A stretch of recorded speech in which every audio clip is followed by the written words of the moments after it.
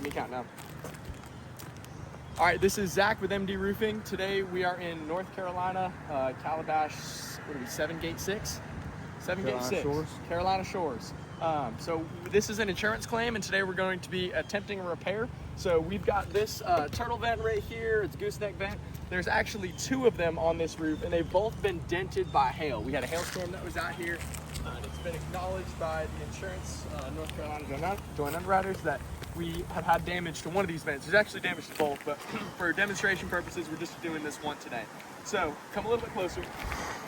So we have been told by the carrier that we are to replace this vent itself, but none of the shingles around them. So we're going to attempt to remove this vent today, being as gentle as possible and acknowledging all the shingles around them, and doing our best to do just that. So in order to do so, we're going to have to unseal these shingles either side and this one on top. So we're gonna break the seal on these, lift these up, remove the nails, and remove the vent, and then we would put the new one in and refasten it. So let's go ahead and start.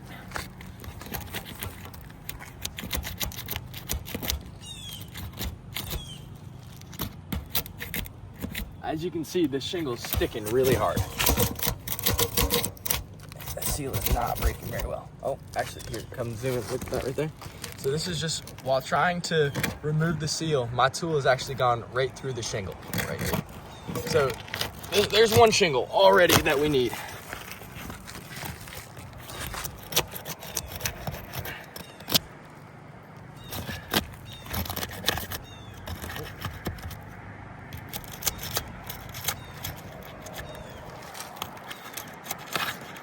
All right, that first shingle has been removed. Got a little bit of grab to it, so come here real close. As you can see, right here, you zoom in on that spot, there's actually a little bit of what's called material transfer. So you can see on the top of this shingle, this glue strip was actually so tight that when removing this shingle, it took some of the bottom one with it. And you can see right here, here, and here, that the same thing happened vice versa, where the glue strip actually pulled from the shingle above. So although there's still glue remaining, this shingle is now not going to seal properly because some of this glue strip is blocked and the shingles have ripped from one another. That's just this first shingle. Let's continue on.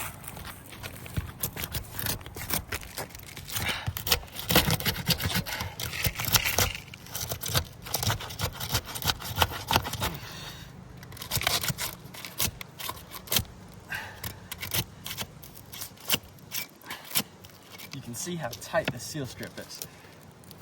Normally shingles will break a lot easier, but this glue is really tough between these shingles.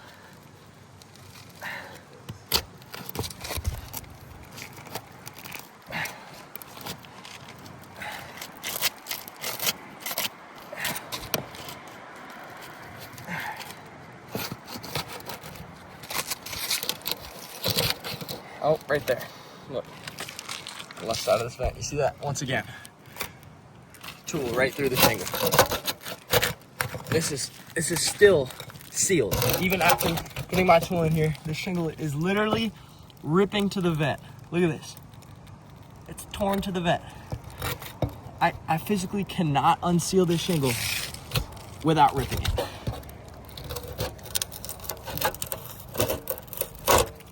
Look at that. This thing is torn to pieces. I mean, all of this is shingle that used to be up here. And look at this, across the whole thing. Material transfer right there. See the top of the shingle right here? So again, the glue strip from up here literally pulled the shingle, the bottom of this shingle right here, and it has ripped it. That's across the entire shingle, all the way over here. Look at all this laminate. It's been removed. So now this shingle will not reseal properly. Plus it has lost its water shedding capabilities as it has a massive tear in it. This is also right by exposed nails. So water can now get through here, go underneath this flashing and follow this nail right down. Just for the sake of the demonstration, we'll continue and unseal this last shingle.